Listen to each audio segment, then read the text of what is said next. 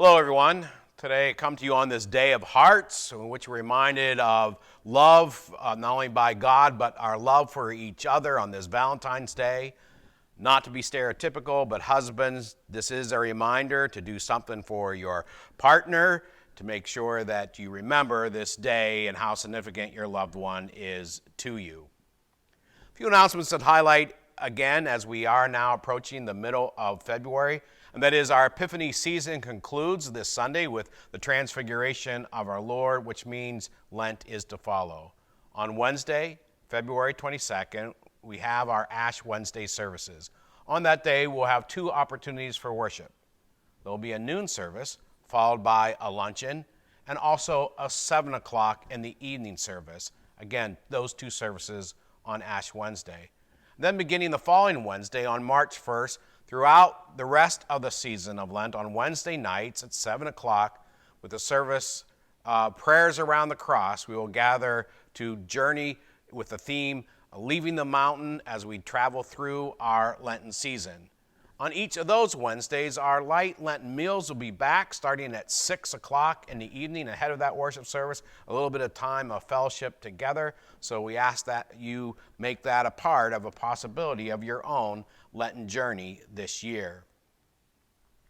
Of course, we all have heard on the news the tragic events around the quake and the many lives lost in Turkey.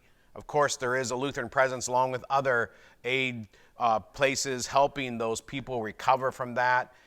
If you would like to support their efforts, you can make a check out to the church and just make sure that you mark it for Lutheran Disaster Relief or Lutheran World Relief, and we'll make sure we channel those monies to those organizations as we continue to uphold everyone impacted by that devastation in prayer.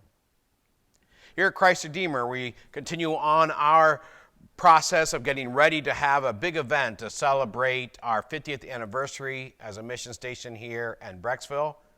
As I hope you know by now, part of that celebration is to kick off this fundraiser in which we hope to raise $50,000 a year, $1,000 for each year of our ministry together, a half of which will go inside to help some projects like the outdoor chapel, the other half as an outreach to a ministry partner in our community. Just mark in the envelope 50th anniversary fundraiser so that we can credit that to the proper account. We'll be showing that progress also with some type of picture around the church as we journey toward that celebration on May 21st.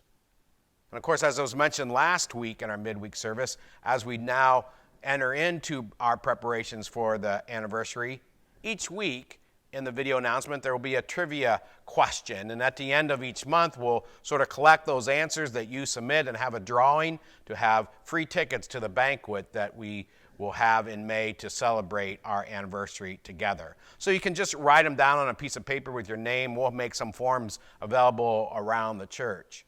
The first question last week was, how many called pastors have there been that served in the senior role as senior pastor since 1973, since the beginning of the church till now, who have served as the role of the lead pastor in this place? There have been other pastors that have helped with different areas, but there have been only a certain number of senior pastors in that time. So that first question was, how many? Today's second question goes with that, and the second question is, can you name those pastors? Name those pastors that have been the lead pastor in this 50-year history of Christ Redeemer Church. Well, I hope you are doing all right in this journey here in the winter of 2023. And of course, as always, take care, dear church.